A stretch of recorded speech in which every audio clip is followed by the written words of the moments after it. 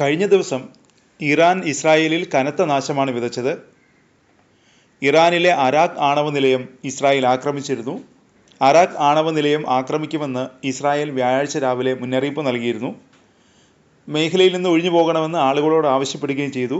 പിന്നാലെയായിരുന്നു ആക്രമണം. ഇറാനിലെ തെഹ്റാനിൽ നിന്ന് ഏകദേശം 250 കിലോമീറ്റർ തെക്കു പടിഞ്ഞാറായാണ് ഈ ഹെവി വാട്ടർ റിയാക്ടർ സ്ഥിതി ചെയ്യുന്നത്. ആക്രമണത്തിന് മുമ്പ് തന്നെ ഇവിടെ നിന്ന് ആളുകളെ ഒഴിപ്പിച്ചെന്ന് ഇറാൻ്റെ ഔദ്യോഗിക ടെലിവിഷൻ റിപ്പോർട്ട് ചെയ്തു. തിരിച്ചടിയായി ഇസ്രായേലിലെ നഗരങ്ങളിൽ ഇറാൻ കനത്ത വ്യോമാക്രമണമാണ് നടത്തിയത്. മധ്യ തെക്കൻ ഇസ്രായേലിലെ 4 സ്ഥലങ്ങളിൽ ഇറാൻ്റെ മിസൈലുകൾ വലിയ നാശം വിതച്ചു. ടെൽ അവീവ് ഉൾപ്പെടെയുള്ള നഗരങ്ങളിലും കടുത്ത നാശനഷ്ടമുണ്ടായി. വ്യാഴാഴ്ച പ്രാദേശിക സമയം രാവിലെ 8:30 ആയിരുന്നു ആക്രമണം. നിരവധി കെട്ടിടങ്ങളാണ് ആക്രമണത്തിൽ തകർന്നത്. ഇസ്രായേലിലെ ഏറ്റവും വലിയ ആശുപത്രികളിലൊന്നായ ബെർഷെവയിലെ സൊറോക്കോ ആശുപത്രിക്ക് നേരെ മിസൈൽ ആക്രമണം ഉണ്ടായി. ഇസ്രായേൽ സൈന്യത്തിൻ്റെ കമാൻഡ് ആൻഡ് ഇൻ്റലിജൻസ് ആസ്ഥാനവും സൈനിക ഇൻ്റലിജൻസ് ക്യാമ്പും ലക്ഷ്യമിട്ടാണ് ഇറാൻ ആക്രമണം നടത്തിയതെന്നാണ് മാധ്യമ റിപ്പോർട്ടുകൾ പറയുന്നത്. ഈ സൈനിക ആസ്ഥാനങ്ങൾ ലക്ഷ്യമിട്ടപ്പോഴാണ് ആശുപത്രി തകർന്നതെന്നാണ് റിപ്പോർട്ടുകൾ ചൂണ്ടിക്കാട്ടുന്നത്. ആക്രമണത്തിൽ IDFൻ്റെ സൈറ്റുകളും തകർന്നതായി റിപ്പോർട്ടുകൾ പറയുന്നു. 50 മിസൈലുകളാണ് ഈ കേന്ദ്രങ്ങളെ ലക്ഷ്യമിട്ട് ഇറാൻ തൊടുത്തുവിട്ടത്. ഇസ്രായേൽ കേന്ദ്രങ്ങൾക്ക് നേരെ നിരവധി നെക്സ്റ്റ് ജനറേഷൻ ബാലിസ്റ്റിക് മിസൈൽ ഉൾപ്പെടെയാണ് ഇറാൻ തൊടുത്തുവിട്ടത്.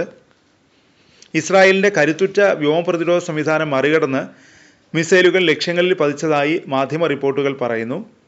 ഇസ്രായേലിലുടനീളം അപായ സൈറനുകൾ മുഴങ്ങുന്നതിൻ്റെയും ജനങ്ങൾ അഭയസ്ഥാനം ലക്ഷ്യമിട്ട് പായുന്നതിൻ്റെയും ദൃശ്യങ്ങൾ സോഷ്യൽ മീഡിയയിൽ പ്രചരിക്കുന്നുണ്ട്. മിസൈലുകൾ ടെൽ അവീവിലെ സൈനിക ഇൻ്റലിജൻസ് കേന്ദ്രങ്ങൾ പ്രവർത്തിക്കുന്ന കെട്ടിടങ്ങളിൽ പതിച്ചതായും റിപ്പോർട്ടുകൾ പറയുന്നു.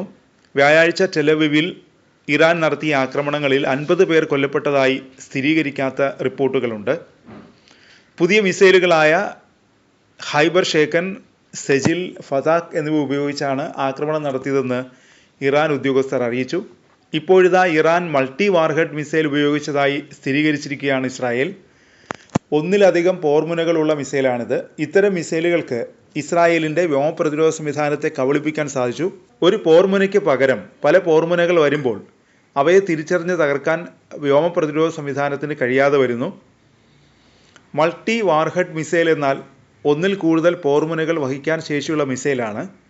ഇതിന് ഒരേ സമയം ഒന്നിലധികം ലക്ഷ്യസ്ഥാനങ്ങളിൽ പതിക്കാനോ അല്ലെങ്കിൽ ഒരൊറ്റ ലക്ഷ്യസ്ഥാനത്ത് കൂടുതൽ നാശം വരുത്താനോ കഴിയും.